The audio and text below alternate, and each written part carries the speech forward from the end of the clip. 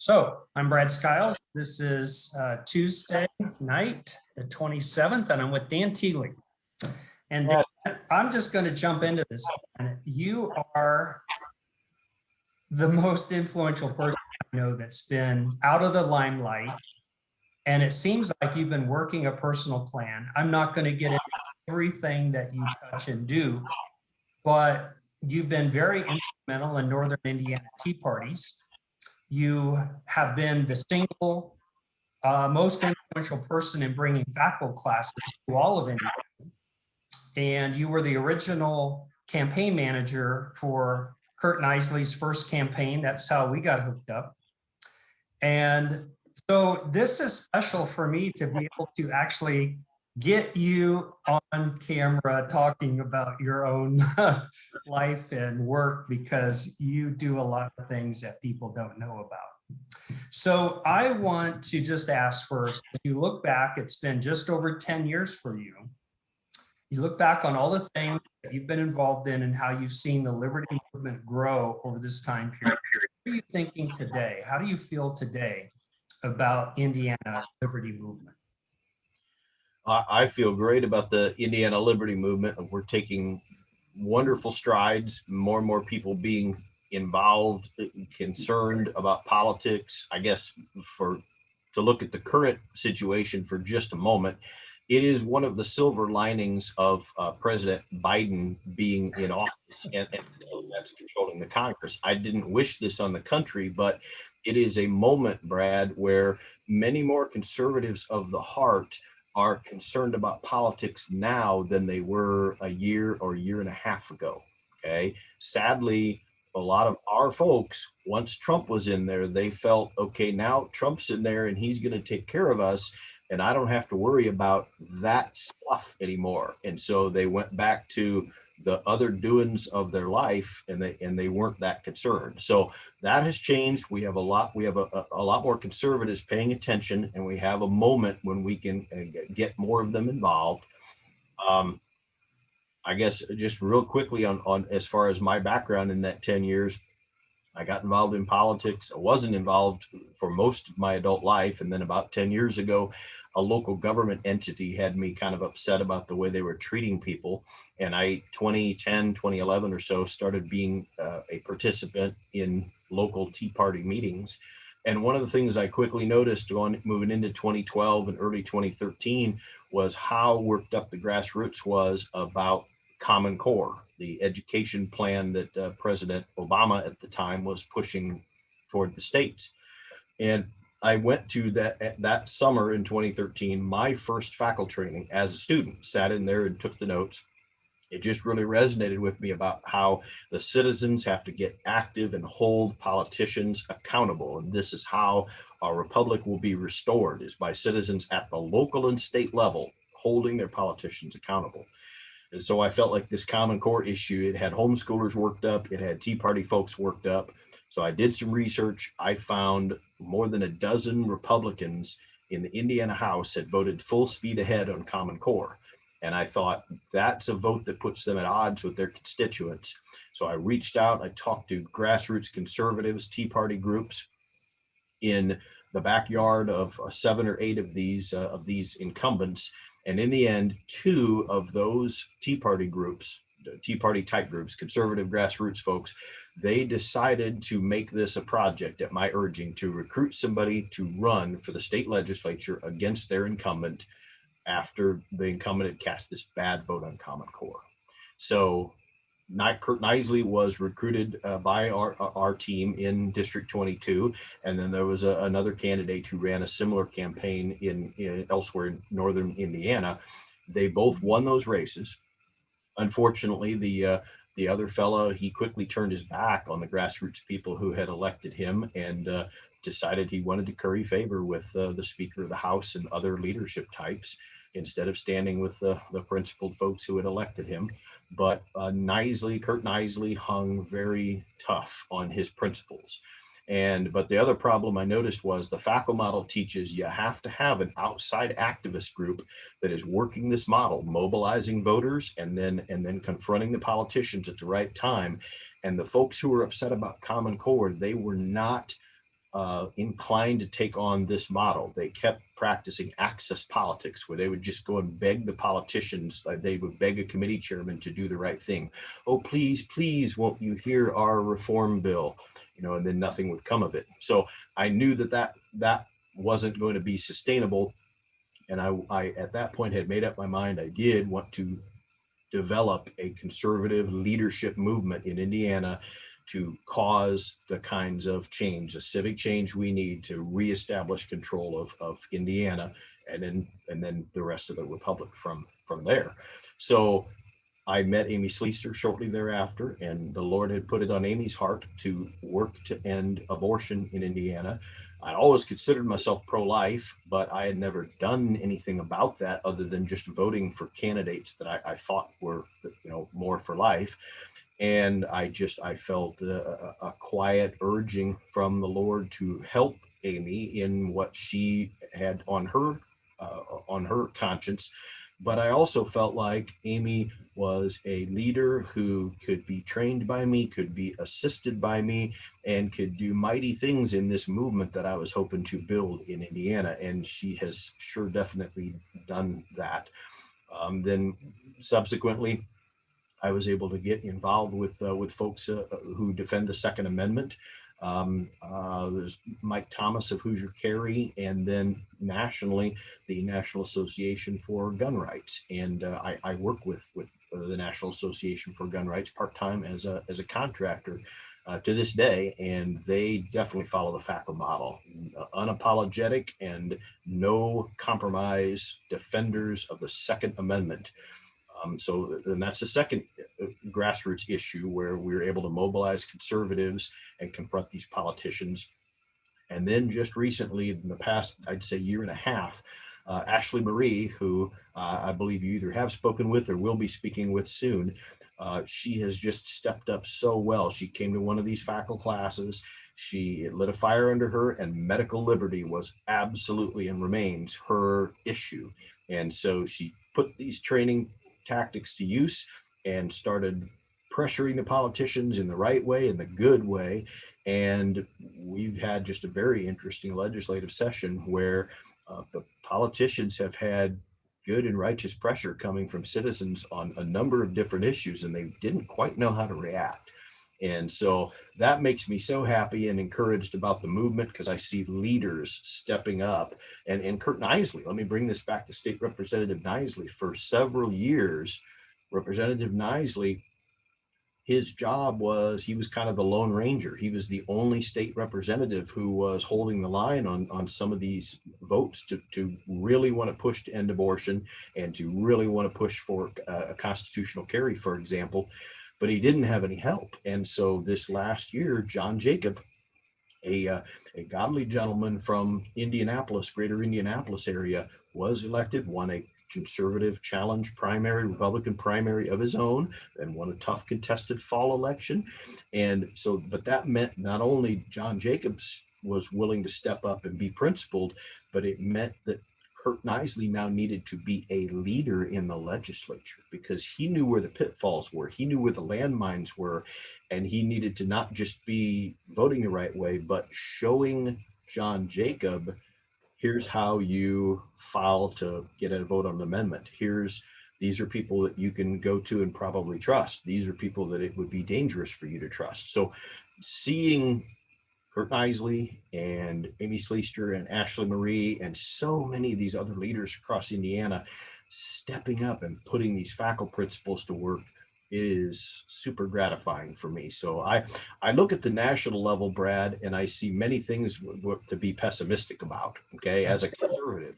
But I insist on keeping my focus on Indiana, state and local politics, and what I look at in the legislature, and also a few local groups who are really getting revved up and doing this the right way.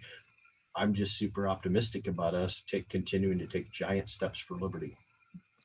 Great. Thanks for that overview. I want to make sure we all understand at the start, you really are just taking baby steps into politics. I mean, you knew something about it, but you were uninvolved, and you just found yourself being challenged by God to get involved. And so it would be like someone going to FACL for the first time and having no clue what to do. I mean, that was almost like who you were 10 or 11 years ago. Is that right?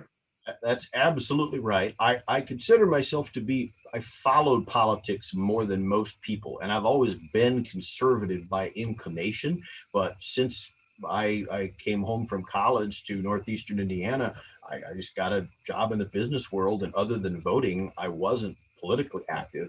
But here's the other thing, Brad. While I did pay attention to politics, my focus was in all the wrong places.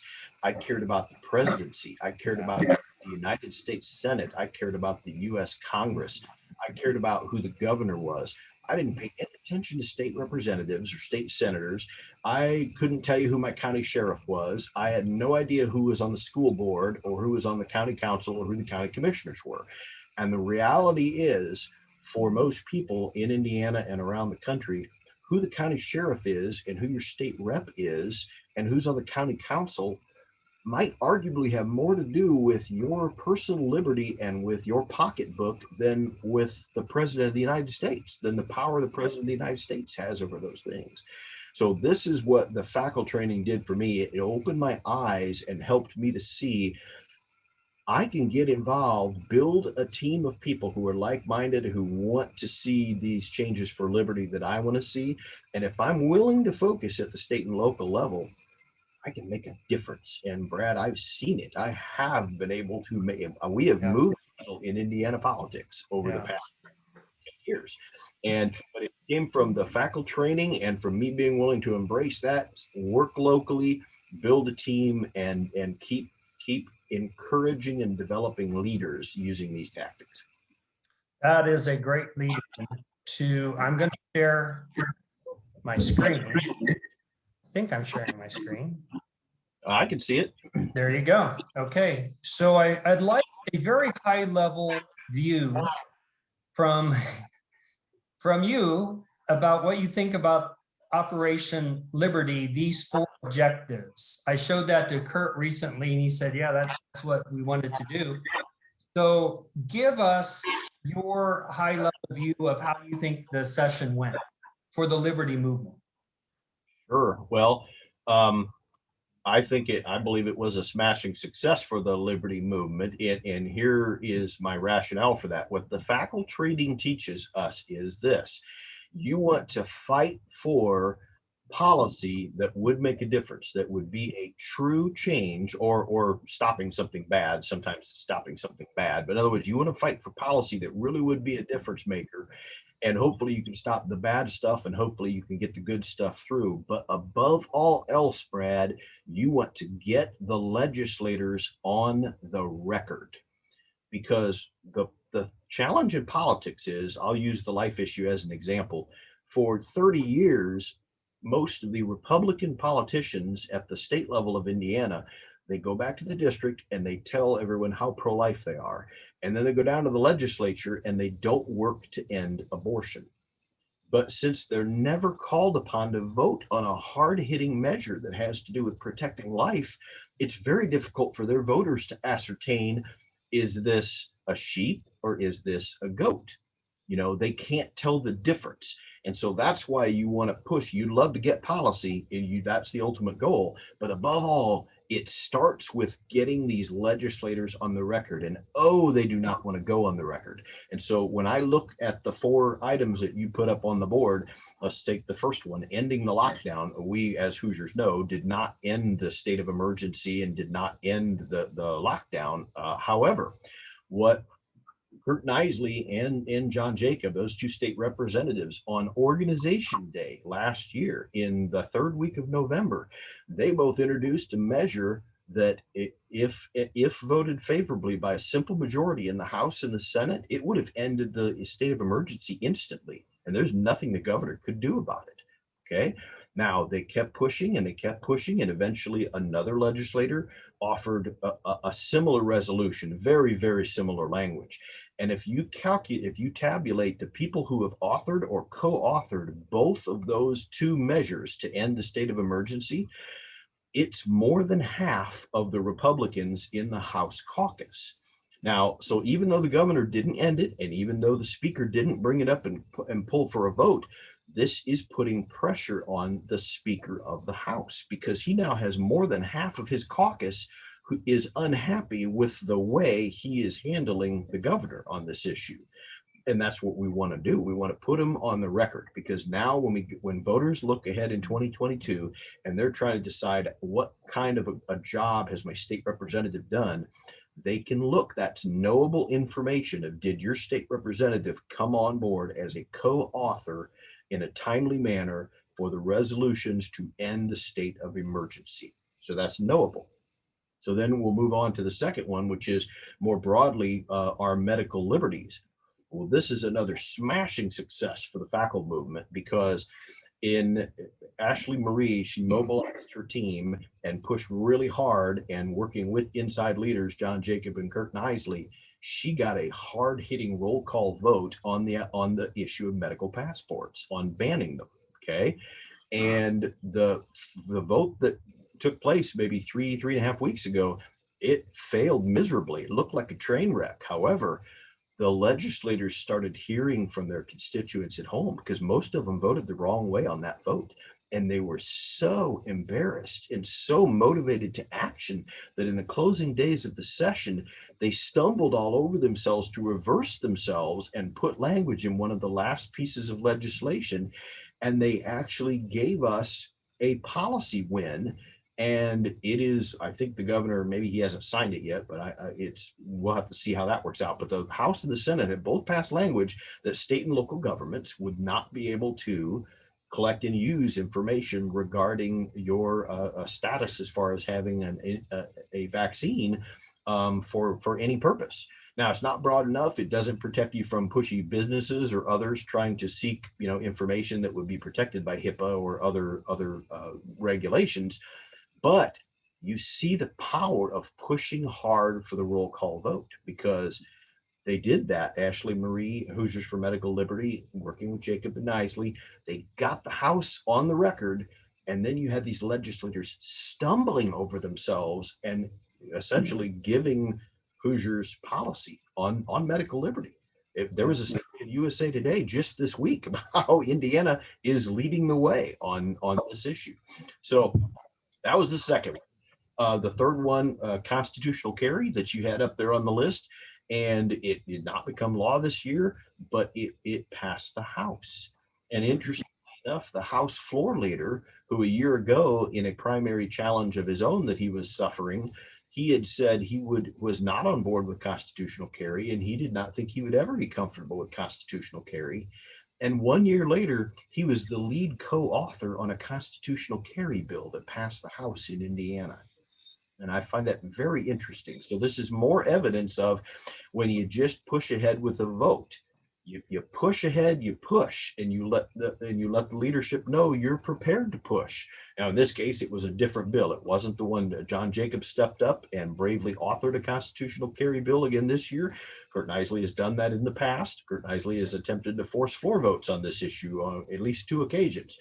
So, but because the rest of the House knew those 2 gentlemen were certainly prepared to do that this year, they decided they better move their own bill. And they did, and it made it through the House. So once again, we see Hoosiers are going to have a vote. They're going to have a way of looking at their state legislators and seeing, are you for my Second Amendment rights, or are you just someone who likes to promise me things when you come home to see the voters?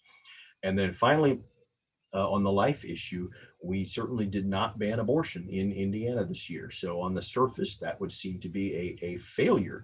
And yet, Brad, when you look a little more closely at the session, you will see that John Jacob and Curt Nisly worked with Amy Schlichter of Hoosiers for Life, and they pushed for a roll call vote on another issue to defend innocent life.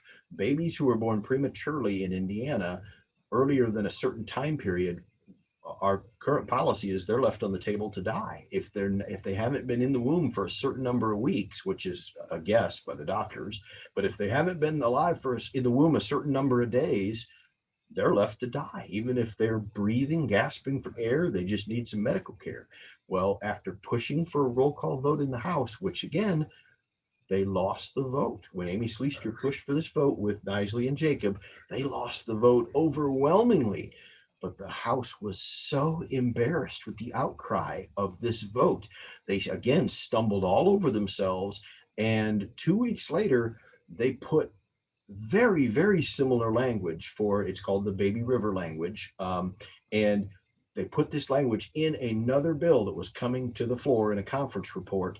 And it has passed the House and the Senate. And so it certainly looks like that is to become law as well. And so babies, if they're born prematurely, regardless of their age, they're now entitled to medical care, the same as you or I, who are significantly older than 23 weeks, would be when we're in a hospital. Okay, so that is exciting. On top of which, Amy Schlichter, again working with Nisly and Jacob, she was able to push hard, and Hoosiers for Life got a roll call vote in the House this year on declaring life to begin at conception and to last all the way until the end of a natural life for a Hoosier. And that's huge. We've not had that before. So on all four of the issues that you had elevated in prayer this year, we arguably got some policy on two of them, a little bit, something on life, not ending abortion, but on helping those preemies. And we got some policy on the medical liberty with respect to the passports, the banning of governments seeking that information. But on all four of them, legislators have gone on the record now. And that is just so exciting to see, because it bodes well for the liberty movement and for conservatives as we go into 2022, because all of the House and half of the state Senate are up for re-election in 2022. So what comes to my mind, Dan, as I hear all of that is it's probably naive in some ways, but we all think God could do any of those things. So we go into it with great faith, thinking this is going to happen. This is going to be the year that will end abortion, or whatever, these objectives are. We have a God that could easily do that. But it seems like it doesn't happen that way. It seems like you're describing an awful lot of work on our part to get the ball moving on the field. And so how do you kind of put that together in your own mind in terms of the balance between what we do as humans and what God does, and the need for prayer and the need for work? Well, you stated it very well, that the good Lord could indeed see to any of those policies at any time. However, much like the spreading of the gospel, God chooses to work through people. And the Apostle Paul described us as these jars of clay that hold a treasure, because we're obviously so flawed and so fragile, but God chooses to work through us. And he does that for spreading of the gospel. But it also, when it comes to politics, I do believe firmly that we need to work. And I think there's support for this in scripture.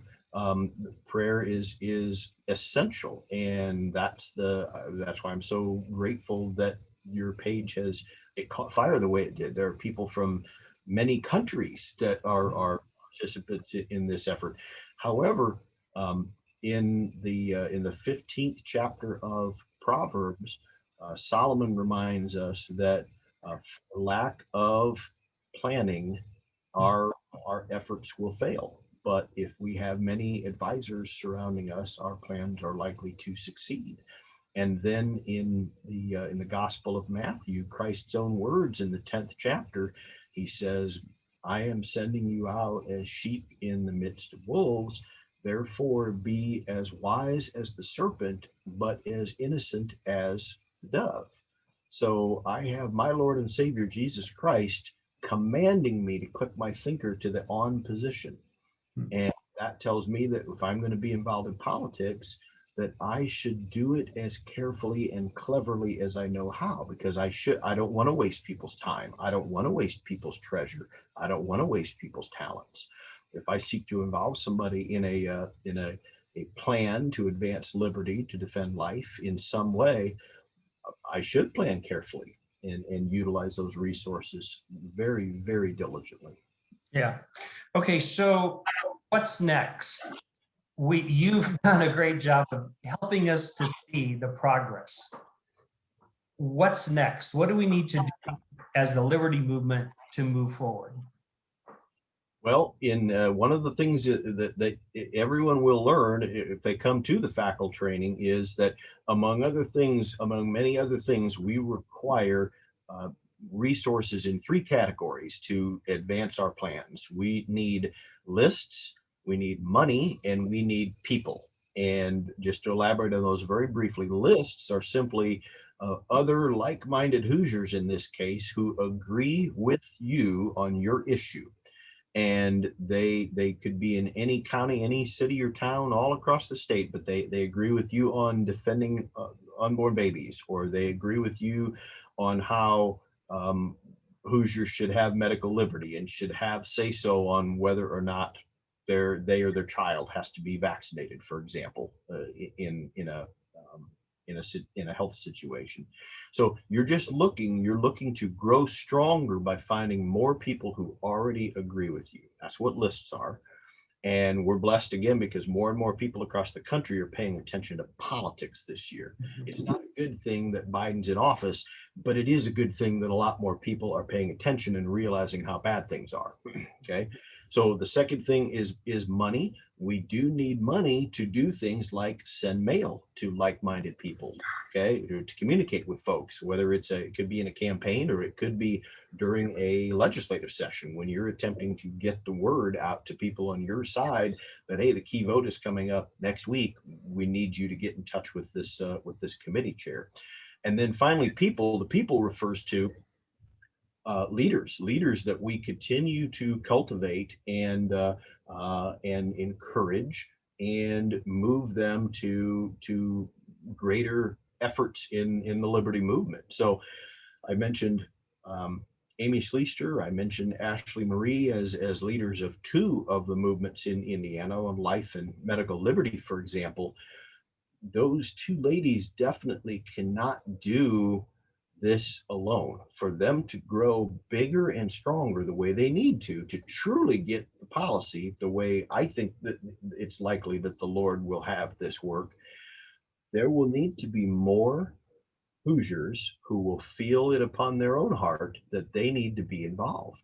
And they will reach out to Hoosiers for Life or Hoosiers for Medical Liberty, and they will ask, how can I be involved? Because there is a place for people to, whatever their skill set is.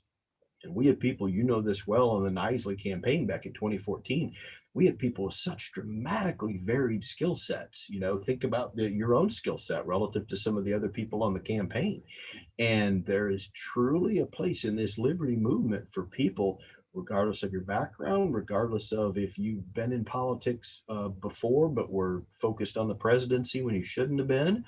Or in the case, Ashley Marie is pretty open about saying probably 2 years ago, she didn't care about politics. So I want to touch on the money part. For someone who would give, whether it's $100, $1,000, $10,000, or $100,000, we're talking, let's use the biggest number kind of we can think of in a sense. $100,000 gift at this state level would have tremendous impact compared to $100,000 at the federal level. Am I right in thinking that? Absolutely, and especially if people who are being entrusted with this money pursue their politics in an intentional, deliberate way using something like the FACL model in a very focused effort to, move policy. I had, in my early years involved in politics, I had there's I think an upper Midwest Puritan view of politics and money, and how people feel like, oh, that's just awful if there's money involved in politics. But the thing is, Brad, The post office, they do have some challenges in other parts of their operation, but they are totally down with collecting money before they even attempt to move your mail or my mail.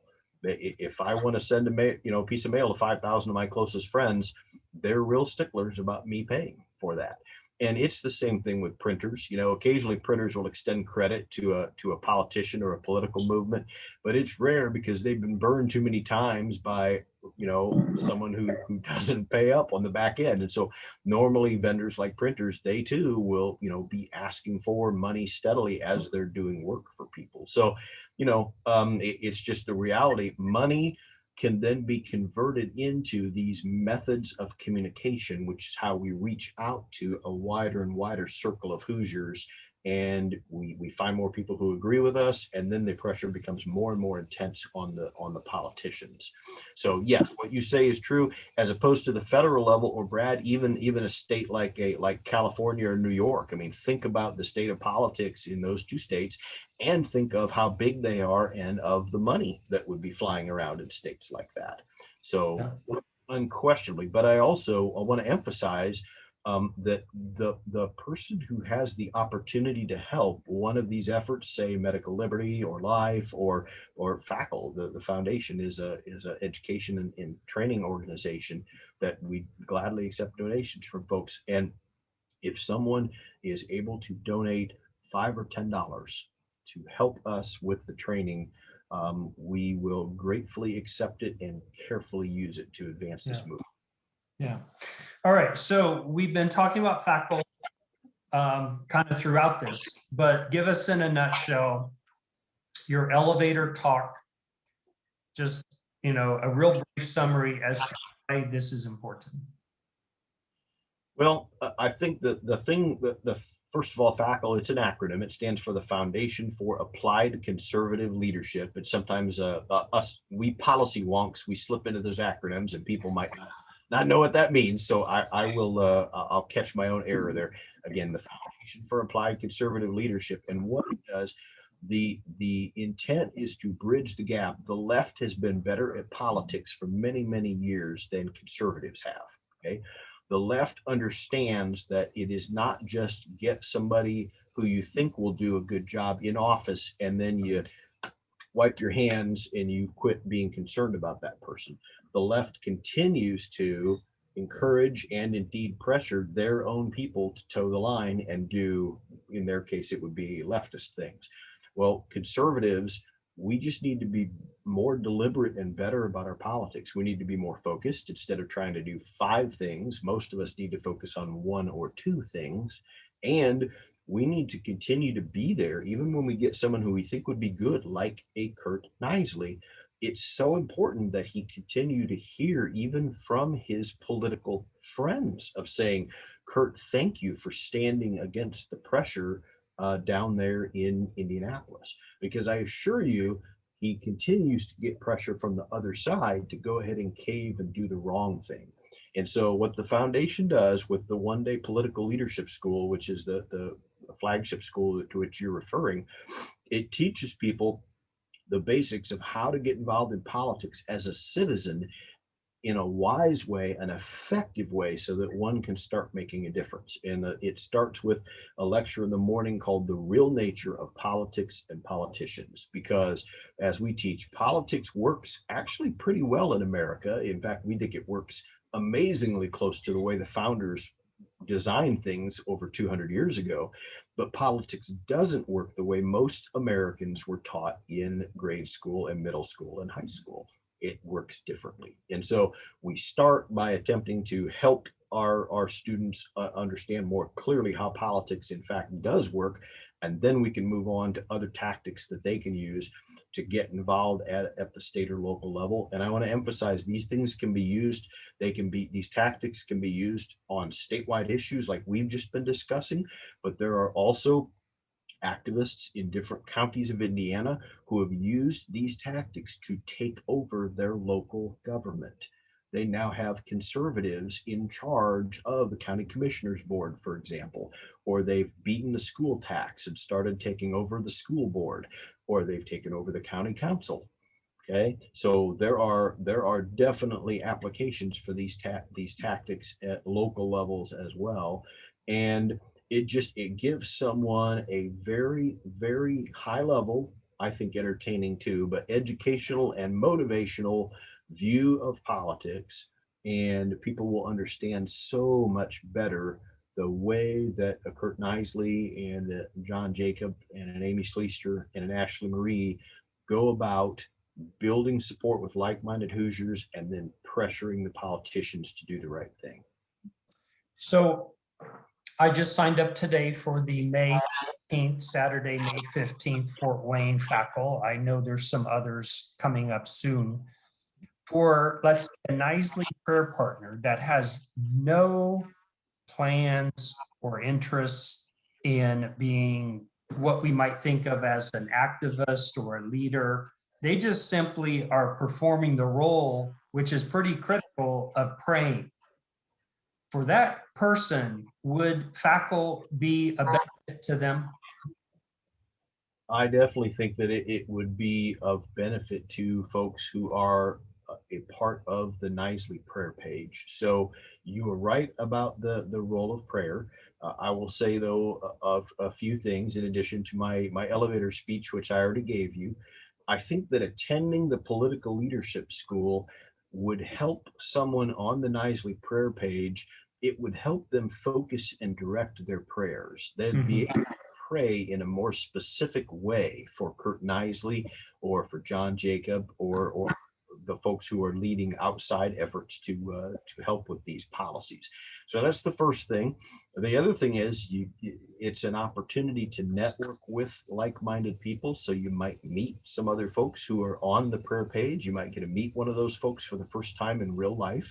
You also might get to meet Curt Nisly and his wife Mary have been known to turn up at several of these classes from time to time. So you never know, you might have a chance to talk with the Nisleys. And though I do need to offer a word of warning, anybody who comes to one of these classes needs to be prepared because sometimes you get bitten by the political bug and you had intended to only ever remain involved with prayer, for example, or on another level. But Ashley Marie of Hoosiers for Medical Liberty has shared with me the day she went to her first FACL class, she had arranged to help a friend move that day. She called a friend and said, I'm going to leave this thing at lunch because I'm pretty sure it's going to be boring. So plan on me being at your house by 12:30 and I'll help you move. And instead she had to place the call and say, I'm not going to be able to help you because I just found the way that I can get involved and make a difference in my home state. So that is a risk of someone attending the classes. And you mentioned other ones. I wanted to share a few quick dates. On May 22nd, a week after the Fort Wayne class, there will be a political leadership school in Muskegon, Michigan, which is on the west side of Michigan. On June 5th, there will be a political leadership school in Merrillville, which is in far northwestern Indiana. And on June 19th, there are a pair of political leadership schools in Indiana. One will be in Goshen, so north central Indiana. And there's another one in Anderson, which is just north and east of Indianapolis a little ways. So a pair of them on June 19th. And to get more information on these schools and to sign up for any of them, the folks who are interested can go to the website is facltraining.org. So that's FACL training, TRAINING.org on the web. And then you just go click around for upcoming schools and you'd have a chance to register for those. Yeah, I'm going to kind of answer my own question as well, and then you tell me if it makes sense. I think for myself, even this is going to be my fourth class. I think it's my fourth class. I know I've had at least four. When James chapter 1 talks to us about not doubting and wavering, if a person doesn't really understand the concept of confrontational politics, it's easy as a prayer partner to begin to doubt, are we doing the right thing? I mean, it's coming across kind of bad.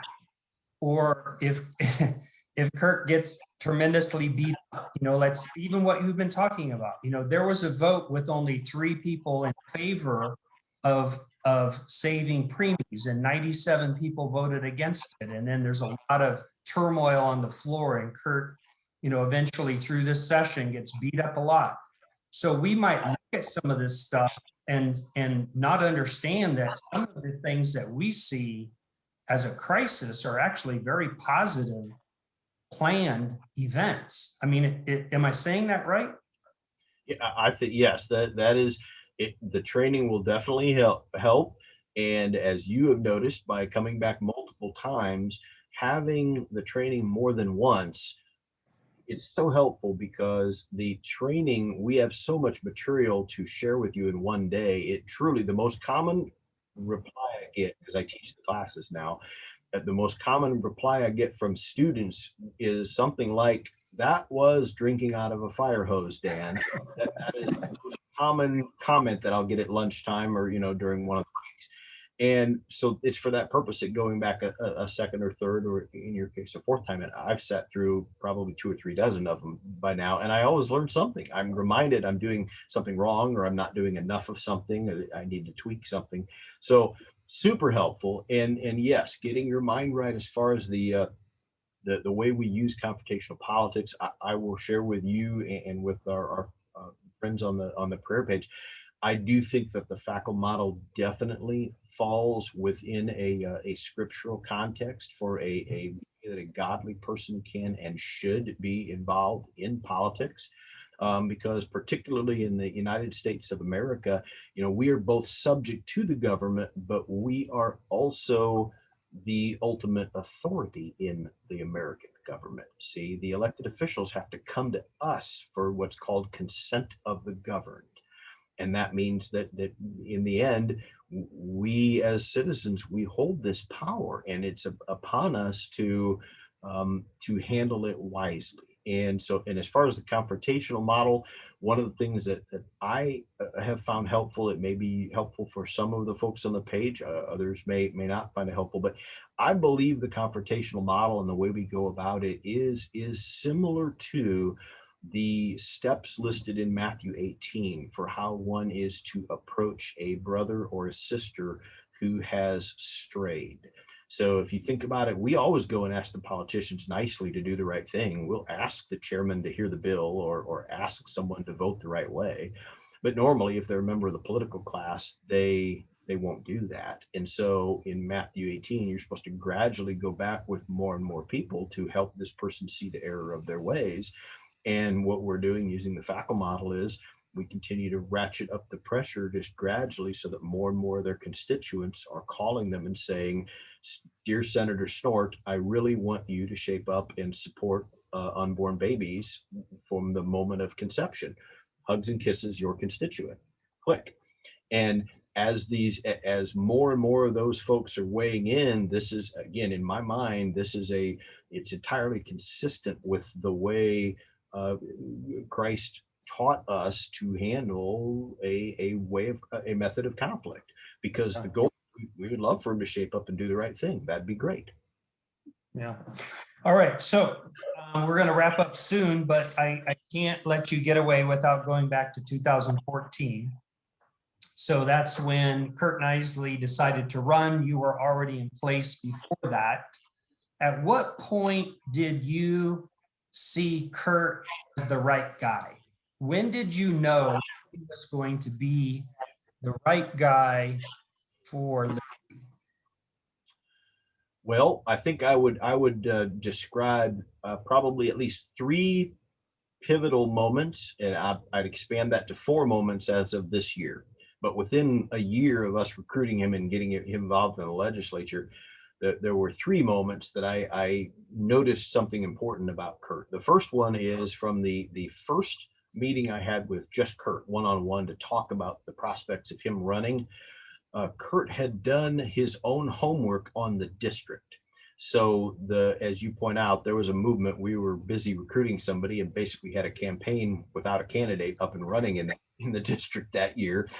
And we had done our homework of knowing how many votes would be required to knock off the incumbent in a Republican primary politically. However, Curt came to that meeting with me, and he knew how many votes he would need to flip from the previous time that incumbent got challenged. So that told me that he was serious about running. Okay. Now, in addition, I just as background, talking with him in the first place, I felt he was philosophically conservative. He was a liberty guy. He was a conservative, but that's definitely not enough. A lot of people would tell you that, and then they go astray. So, but I'd say the first key was he had done his homework. That told me he was serious. Then he did his legwork once the campaign started. Curt knocked on thousands of doors, and you would know because you helped him do that on many occasions.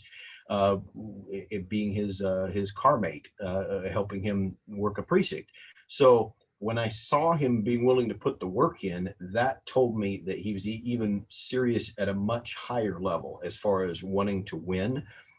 Okay, so doing his homework, then doing his legwork, and then the third key thing from that first year was when he got into office, there are always a handful of things leadership tries to do to break the new freshmen, to separate them from their constituents and get them to instead come over and pledge loyalty to the horrible political class. Okay.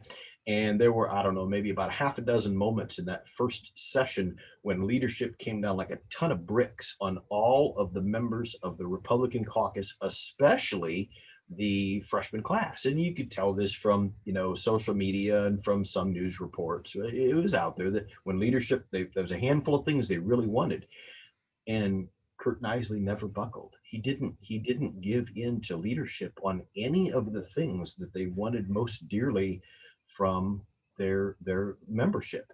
And especially that meant he wasn't going to cross the people who had worked hard to put him into office.